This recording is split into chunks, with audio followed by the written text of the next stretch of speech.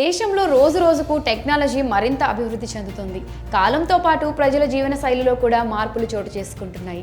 అయినా కొన్ని చోట్ల మాత్రం వింత ఆచారాలు, మూఢనమ్మకాలు అనేవి అలానే కొనసాగుతూ ఉన్నాయి. వాటి కారణంగా ఎంతో మంది అమాయకులు తమ ప్రాణాలను కూడా కోల్పోతున్నారు. చదువుకున్న వాళ్ళు సైతం ఇలాంటి మూఢనమ్మకాల భ్రాంతిలో మునిగిపోతున్నారు. ఇదిలా ఉంటే చాలా మంది హిందువులకు పవిత్ర పుణ్య నదుల్లో స్నానం చేస్తే సకల దోషాలు, పాపాలు తొలగిపోతాయని నమ్మకం ఎక్కువ. ఈ క్రమంలోనే ఎంతో మంది పాపాలు తొలగి పుణ్యం లభించాలని పవిత్ర నదుల్లో స్నానం చేస్తూ ఉంటారు.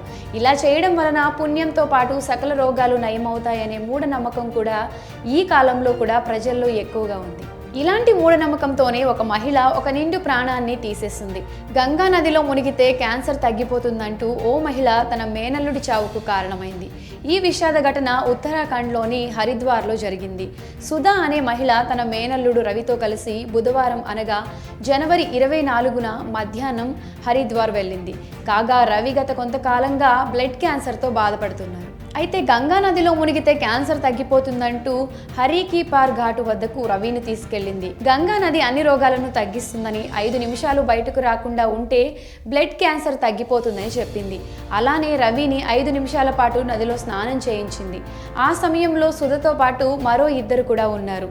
ఇక ఆమె చేస్తున్న పనిని గమనించిన కొందరు వ్యక్తులు జోక్యం చేసుకొని బాలుడిని బయటకు తీసుకురావాలని కోరడంతో ఆమె వారిపై ఆగ్రహం వ్యక్తం చేసింది. వారు రవిని నదిలో నుంచి బలవంతంగా బయటకు తీయగా ఆమె వారిని అడ్డుకుని ఒకరిని కొట్టడానికి కూడా ప్రయత్నించింది. కాగా నదిలోంచి బాలుడిని బయటకు తీయగా అప్పటికే చనిపోయాడు.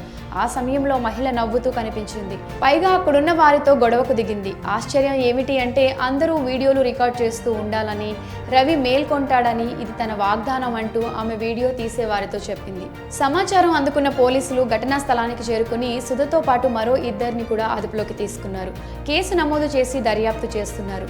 ఇలాంటి మూఢనమ్మకాలను దయచేసి నమ్మకండి. క్యాన్సర్ని క్యూర్ చేసే శక్తి గంగా నదికి ఉంటే క్యాన్సర్ హాస్పిటల్లో అంతమంది రోగులు ఎందుకుంటారు చెప్పండి. మరి మూఢనమ్మకాలతో మేనల్లుడి ప్రాణం తీసిన ఈ మహిళపై మీ అభిప్రాయాన్ని కమెంట్ సెక్షన్లో కమెంట్ చేయండి.